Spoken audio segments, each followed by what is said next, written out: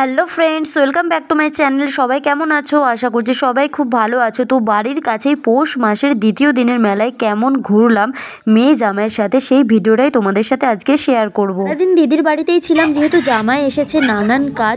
সন্ধ্যাবেলাতে সুস্মিতা এখানে মুরগিগুলো উঠিয়ে দিচ্ছিল আর আমি এদিকে মাংস রান্না করতে বসে পড়লাম, কেননা দিদি আমাকে মাংস রান্নার দায়িত্ব দিয়েছিল। তাই হাঁড়িতে তেল বসিয়ে দিয়ে ফোড়নে শুকনো লঙ্কা, তেজপাতা, গোলমরিচ, দারচিনি দিয়ে মাংসগুলোকে ভালো মতো ধুয়ে নিয়ে আমি কষাতে লাগলাম। রাতের মেনুতে যেহেতু দিদি চালের রুটি বানাবে, তাই এখানে দেশি মুরগিটা আমিই করে নিচ্ছি। মাংসটা প্রায় অনেকক্ষণ ধরে কষানোর পর দেখো মাংস থেকেই জল ছেড়ে দিয়েছে, তাই আমি আর বেশি করে জল দিলাম না। আমি এদিকে রান্না করছি আর পিছনের মুরগিগুলো দিকে পিক পিক করেই যাচ্ছে। আমার তো রান্নাটা ফুটালেই হয়ে যাবে, আর ওদিকে দেখো দিদি এখনো রুটি করে যাচ্ছে। ফাইনালি আমার মাংস রান্না হয়ে গিয়েছে, এবার আমি সুজিটা বসিয়ে দেব।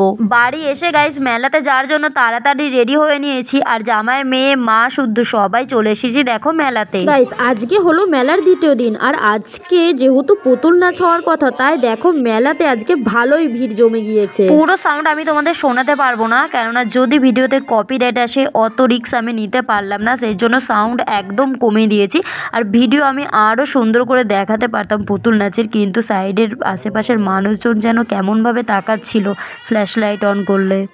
তো গাইস আমাদের পুতুল নাচ একদমই অতটাও ভালো লাগেনি। আগে ছন্দবাণী হতো, ওটাই বেস্ট ছিল। তো আমরা চলে এসেছি মেলাতে কতগুলো ছবি তুলতে। গাইস মেলাতে গিয়ে আমাদের সাথে একটা মজাদার ঘটনা ঘটেছে, সেটা হলো আমরা সেলফি তুলতে যাচ্ছি, কিন্তু ঠিক দু একটা তোলার পরে এদিকে কারেন্ট চলে যায়।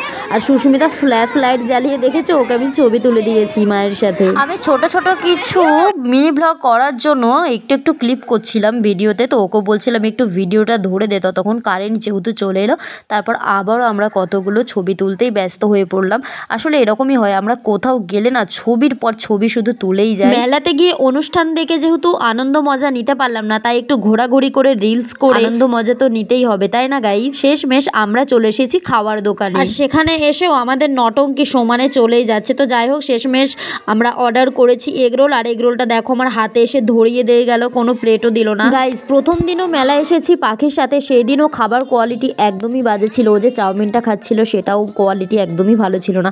আজকের এগরোলটা খেতেও ঠিক তেমন ছিল, একদম পুড়ে গেছে, খেতে একদমই ভালো ছিল না। কিন্তু যেহেতু টাকা দিয়ে কিনেছি, তাই জিনিস তো ফেলে দেওয়া যায় না। সুস্মিতা তো এক কামড় দেওয়ার পর আর কিছুতেই খায়নি, তাই সেজন্য ও বললো নাকি এগুলো এক্সাক্ট আমি নাম জানি না, বুড়ির চুল বলে সবাই, তো এইগুলো কিনে দিল জামাই ওকে। আমাকেও নিতে বললো, কিন্তু আমি নিইনি, কারণ এগুলো খুবই মিষ্টি হয় খেতে। এরপরে আমি সবাইকে নিয়ে চলে এলাম দই ফুচকা খাবো বলে, আর দই ফুচকার ছবিটা পারফেক্ট তোলার জন্য আমি 3 বার ছবি তুললাম। মাকে বারবার বললাম নেওয়ার জন্য, কিন্তু মা কিছুতেই খেলো না। ফুচকাওয়ালার কাছে দই ছিল না, তাই 1 প্লেটই দই ফুচকা আমরা পেয়েছি, সেজন্য আমি, মেয়ে, জামাই মিলে সবাই ভাগ করে খেয়ে নিলাম। এরপরই আমরা রওনা দিলাম বাড়ির উদ্দেশ্যে। বাড়ি এসে গরম গরম জিলিপি ভাজা আর বাদাম খেয়ে মনটাকে শান্ত রাখলাম। জিলিপি এত মিষ্টি, খেতেও এদিকে বমি দেয়, আবার না খেলেও যেন মনটা চুকচুক করে।